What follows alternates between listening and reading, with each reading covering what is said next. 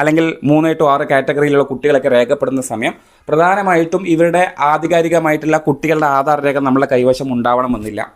അതേസമയം അമ്മയുടെ ആധാർ രേഖ പ്രകാരമോ അച്ഛൻ്റെയോ രക്ഷിതാക്കളുടെയോ ആധാർ കാർഡൊക്കെ ഉപയോഗപ്പെടുത്തിയിട്ടായിരിക്കും ആ രജിസ്ട്രേഷൻ ചെയ്യുക. ആ സമയത്താണ് കുട്ടിയുടെ പ്രൊഫൈൽ വരുന്ന സമയം കുട്ടി ആണാണോ പെണ്ണാണോ എന്നുള്ളത് നമുക്ക് അറിയുന്നില്ല. ടീച്ചർ എന്ത് ചെയ്യും? ഒരു പേരിൽ കൃത്യമായി കിട്ടുന്ന അല്ലെങ്കിൽ വിളിച്ചു പറയുന്ന ആ രേഖയുടെ അടിസ്ഥാനത്തിലായിരിക്കും ടീച്ചർ അവിടെ മാർക്ക് ചെയ്യുക. ഇപ്പോൾ ഒരു ആൺകുട്ടിയുടെ പ്രൊഫൈൽ രേഖപ്പെടുന്ന സമയം ടീച്ചർ അറിയാതെ ഫീമെയിൽ എന്ന് രേഖപ്പെടുത്തി കഴിഞ്ഞാലും അത് സബ്മിറ്റ് ആവും. അവിടെ ഒരു എററും കാണില്ല. കാരണം എന്താ? കുട്ടിയുടെ ആധാർ പ്രകാരമല്ല ടീച്ചർ ആ പ്രൊഫൈൽ ക്രിയേറ്റ് ചെയ്തത്, മറിച്ച് കുട്ടിയുടെ അമ്മയുടെ അല്ലെങ്കിൽ അച്ഛൻ്റെ ആധാർ രേഖയുടെ അടിസ്ഥാനത്തിലാണ് ആ പ്രൊഫൈൽ ക്രിയേറ്റ് ചെയ്തത്. അപ്പോൾ അമ്മയുടെയോ അച്ഛൻ്റെയോ ആധാർ കാർഡിനകത്ത് ഈ കുട്ടിയുടെ ഒരു ഡീറ്റെയിൽ അവിടെ കാണില്ല. കുട്ടി ആണാണോ പെണ്ണാണോ വയസ്സാണോ ഡേറ്റ് ഓഫ് ബർത്ത് ഒന്നും തന്നെ കാണില്ല. അതിൽ അമ്മയുടെ ഡീറ്റെയിൽ മാത്രമേ ഉണ്ടാവുകയുള്ളൂ. അതുകൊണ്ടാണ് പോഷൻ ട്രാക്കറിൽ അവിടെ എറർ കാണിക്കാത്തത്. അപ്പോൾ നമ്മളെ ടീച്ചർ എന്ത് ചെയ്യും? സമാധാനപരമായിട്ട് 6 വയസ്സ് കഴിഞ്ഞാലും 3 വയസ്സിലെത്തുന്നവരെയും അതൊരു പ്രശ്നങ്ങളില്ലാതെ പോകുന്ന സാഹചര്യങ്ങളായിരിക്കും കണ്ടുവരിക. എന്നാൽ 3 to 6 എത്തുമ്പോഴാണ് കഥ മാറുന്നത്. കാരണം കുട്ടിക്ക് 3 to 6 എത്തുന്ന സമയം കുട്ടിക്ക് ആധാർ ഐ ഡി പോലെയുള്ള കാര്യങ്ങൾ നമ്മൾ ചെയ്ത് കൊടുക്കുന്ന സമയം അവിടെയാണ് ഇത്തരത്തിലുള്ള പ്രശ്നം കാണുക. അപ്പോഴാണ് നമ്മൾക്ക് വെളി വരുന്നത്. കൃത്യമായി കുട്ടി മെയിലാണ് എന്ന് ടീച്ചർക്ക് ബോധ്യമുണ്ട്, പക്ഷെ രേഖപ്പെടുത്തും. ഫീമെയിൽ മെയിൽ എന്നുള്ള ഭാഗം, അതായത് ജെൻഡർ എന്നുള്ള ഭാഗം തിരുത്താൻ കഴിയില്ല എന്നുള്ളത് നമ്മൾ ആദ്യം തിരിച്ചറിയുക. ഇനിയെങ്കിൽ നിങ്ങളത് പ്രത്യേകം ശ്രദ്ധിക്കണം. ഇനി രണ്ടാമത് പ്രഗ്നന്റ് ലിസ്റ്റിലേക്ക് കടന്നു വരിക. അതായത് ഒരു ഗർഭിണിയെ രജിസ്റ്റർ ചെയ്യുന്നത് ആധികാരികമായിട്ടുള്ള രേഖയുടെ അടിസ്ഥാനത്തിൽ മാത്രമായിരിക്കണം. ആ ഗുണഭോക്താവിൻ്റെ ആധാർ രേഖ പ്രകാരം എല്ലാ വിവരങ്ങളും നിങ്ങൾക്ക് ടീച്ചർക്ക് രേഖപ്പെടുത്താൻ കഴിയും. എന്നാൽ ഒരു ഗർഭിണിയാണ് എന്ന് തിരിച്ചറിയുന്നത് അവരുടെ LMBയുടെ അടിസ്ഥാനത്തിലായിരിക്കും എന്നുള്ളത് നമുക്കറിയാം. LMB തന്നെ തെറ്റിക്കഴിഞ്ഞാൽ അവിടെ എന്താണ് സംഭവിക്കുക എന്നുള്ളത് കൃത്യമായി നിങ്ങൾക്കറിയാം. ഒന്നുമില്ലെങ്കിൽ എക്സ്പെക്റ്റഡ് ഡെലിവറിക്ക് മുന്നേ പ്രസവം കഴിയും. അതായത് ആ EDD എന്ന് പറയുന്ന ഡേറ്റിന് മുന്നേ പ്രസവം കഴിയുന്ന സാഹചര്യം, അല്ലെങ്കിൽ EDD കഴിഞ്ഞിട്ട് പ്രസവിക്കുന്ന സാഹചര്യം, അങ്ങനെയുള്ള കാര്യങ്ങളിലൊക്കെ തന്നെ നമ്മൾ വളരെയധികം ശ്രദ്ധിച്ച് ചെയ്യേണ്ട ഒരു ഭാഗമാണ് LMP എന്ന് പറയുന്നത്. ലാസ്റ്റ് മെൻസ്ട്രൽ പീരീഡ് എന്ന് പറയുന്നത് MCP കാർഡ് ഉപയോഗപ്പെടുത്തി, അല്ലെങ്കിൽ അവരുടെ ഫസ്റ്റ് ഏജൻസി, അല്ലെങ്കിൽ ഫസ്റ്റ് അവർ ഈ പറയുന്ന മെഡിക്കൽ ചെക്കപ്പ് കഴിയുന്ന സമയം തന്നെ അവരുടെ ആധികാരികമായിട്ടുള്ള രേഖയിൽ ഇത്തരത്തിൽ LMP ഉണ്ടാവും. കൃത്യമായി അത് പരിശോധിച്ചതിൻ്റെ അടിസ്ഥാനത്തിൽ മാത്രമേ ഇത്തരത്തിലൊരു ഗുണഭോക്താവിനെ പോഷൻ ട്രാക്കറിലേക്ക് നമ്മൾ രജിസ്റ്റർ ചെയ്യാൻ മുന്നോട്ട് വരാൻ പറ്റുകയുള്ളൂ എന്നുള്ളത് കൃത്യമായി അറിഞ്ഞിരിക്കുക. LMP തെറ്റാതെ രേഖപ്പെടുത്തണം. അഥവാ LMP തെറ്റിക്കഴിഞ്ഞാൽ പിന്നീട് ഒരിക്കലും തന്നെ LMP തിരുത്താൻ കഴിയില്ല എന്നുള്ളത് നമ്മൾ ആദ്യം തന്നെ തിരിച്ചറിയണം. അതേപോലെ തന്നെയാണ് ഫസ്റ്റ് പ്രഗ്നൻസി ആണോ സെക്കൻഡ് പ്രഗ്നൻസി ആണോ എന്നുള്ളത് വളരെയധികം ശ്രദ്ധിക്കേണ്ട കാര്യമാണ്.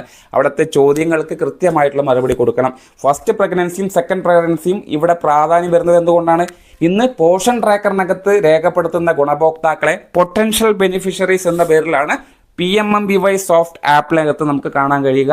അവിടെ ആദ്യത്തെ പ്രസവത്തിനാണ് ആനുകൂല്യത്തിന് അപേക്ഷ കൊടുക്കുന്നതെങ്കിൽ ടീച്ചർ ഈ ഭാഗത്ത് തെറ്റായി സെക്കൻഡ് പ്രഗ്നൻസിയാണ് ഇവിടെ രേഖപ്പെടുത്തിയതെങ്കിൽ, പോഷൻ ട്രാക്കറിനകത്ത് സെക്കൻഡ് പ്രഗ്നൻസിയാണ് രേഖപ്പെടുത്തിയതെങ്കിൽ ആ PMMBY സോഫ്റ്റ്വെയറിനകത്ത് നിങ്ങൾ രേഖപ്പെടുത്തുന്ന സമയം തെറ്റിപ്പോകുന്ന സാഹചര്യം, ആ അപേക്ഷ സബ്മിറ്റ് ആവില്ല, അവർക്ക് ആനുകൂല്യം തടസ്സപ്പെടുന്ന സാഹചര്യം ഉണ്ടാവും. അപ്പോൾ ആ ഭാഗം കർശനമായി ഇനി ശ്രദ്ധിക്കേണ്ടതാണ്. ഒരു തവണ ഫസ്റ്റ് പ്രഗ്നൻസി എന്ന് രേഖപ്പെടുത്തി കഴിഞ്ഞാൽ, അല്ലെങ്കിൽ സെക്കൻഡ് എന്ന് അറിയാതെ തെറ്റി രേഖപ്പെടുത്തിയാൽ ആ ഭാഗം തിരുത്താൻ കഴിയില്ല എന്നുള്ളത് നമ്മൾ തിരിച്ചറിയണം.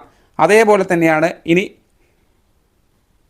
ലാക്റ്റേറ്റീവ് മദറുടെ കേസിൽ, അതായത് മുലയൂട്ടുന്ന അമ്മയുടെ ഭാഗത്തിലേക്ക് വരുന്ന സമയം അവിടെ വാക്സിനേഷൻ ഡേറ്റ് എന്ന് കാണുന്ന ഭാഗം, അവർക്കുള്ള വാക്സിനേഷനുകൾ കൃത്യമാണോ എന്നുള്ളത് നിങ്ങൾ ആധികാരികമായിട്ടുള്ള രേഖയുടെ അടിസ്ഥാനത്തിൽ മാത്രം രേഖപ്പെടുത്തി മുന്നോട്ട് പോകണം എന്നുള്ളതാണ്.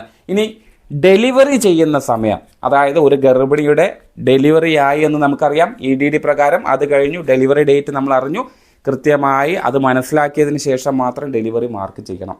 അല്ലാതെ ഡെലിവറി ഡേറ്റ് തെറ്റി കൊടുത്തു കഴിഞ്ഞാൽ 2 ഭാഗത്ത് തെറ്റുകൾ ആവർത്തിക്കും. ഒന്ന്, പ്രസവം തന്നെ തെറ്റും, അതിനുശേഷം ജനിച്ച കുട്ടിയുടെ ജനന തീയതി തന്നെ തെറ്റിപ്പോകുന്ന സാഹചര്യം. കാരണം ഡേറ്റ് ഓഫ് ഡെലിവറി തന്നെയാണ് ആ ഒരു കുഞ്ഞിൻ്റെ ഡേറ്റ് ഓഫ് ബർത്ത് എന്ന് പറയുന്നത്. അപ്പോൾ 2 ഭാഗങ്ങളും തെറ്റിക്കഴിഞ്ഞാൽ ആ കുട്ടി 6 വയസ്സ് വരെയും തെറ്റായിട്ടുള്ള ഒരു ജനന തീയതിയിലേക്കാണ് കടന്നു വന്നതെങ്കിൽ തെറ്റായിട്ടുള്ള ഒരു കാറ്റഗറിയിലേക്കാണ് മാറി മാറി വരിക. അപ്പോൾ അത് ആ കുട്ടിക്ക് ഭയങ്കരമായിട്ട് പ്രശ്നം വരും. അത് നമുക്ക് തൂക്കത്തിനനുസരിച്ചിട്ടുള്ള വെയിറ്റിനനുസരിച്ചിട്ടുള്ള ഹൈറ്റോ ഒക്കെ തന്നെ വ്യത്യാസപ്പെട്ടു പോകുമെന്നുള്ളത് കൃത്യമായി അറിഞ്ഞിരിക്കുക. അപ്പോൾ നമ്മൾ ആദ്യം മനസ്സിലാക്കേണ്ടത്, ഡെലിവറി ആയി എന്ന് അറിഞ്ഞ ഉടനെ തന്നെ കൃത്യമായിട്ടുള്ള ഡേറ്റ് ഓഫ് ഡെലിവറി കൃത്യമായി മാർക്ക് ചെയ്യുക. അതിനുശേഷം വരുന്ന കുഞ്ഞിൻ്റെ പ്രൊഫൈലിൽ യഥാസമയം തന്നെ എല്ലാ രേഖകളും ഈ പറയുന്ന മെയിലാണോ ഫീമെയിലാണോ തെറ്റുകൂടാതെ രേഖപ്പെടുത്തി മുന്നോട്ട് പോവുക. അടുത്തത് സ്റ്റോക്ക് രജിസ്റ്ററാണ്. ഓരോ മാസങ്ങളിലും നമുക്ക് ഇൻഡന്റ് പ്രകാരമാണ് മുൻപൊക്കെ നമുക്ക് THR അങ്കണവാടിയിലേക്ക് ഇറക്കിയിരുന്നത്. എന്നാൽ ഇന്ന് അങ്ങനെയല്ല. അതിനെക്കുറിച്ച് വിശദമായിട്ടുള്ള ഒരു സെഷൻ നമ്മൾ മുന്നിൽ വിവരിച്ചിട്ടുണ്ട്. അതായത് ഓരോ മാസങ്ങളെയും കൃത്യമായി ക്വാർട്ടറുകളായി തിരിച്ചിട്ടുണ്ട്.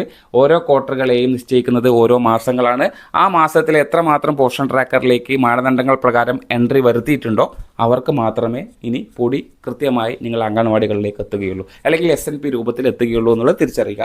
ഇത്തരത്തിൽ THR സ്വീകരിക്കുന്ന സമയം, അതായത് സ്റ്റോക്ക് സ്വീകരിക്കുന്ന സമയം സ്റ്റോക്ക് രജിസ്റ്ററിനകത്ത് നമ്മൾ ഇതൊക്കെ മാർക്ക് ചെയ്യുന്നുണ്ട്. അപ്പോൾ സ്റ്റോക്ക് രജിസ്റ്റർ മാർക്ക് ചെയ്യാൻ അറിയാത്തവർക്ക് കൃത്യമായി സെഷൻ ചെയ്തിട്ടുണ്ട്.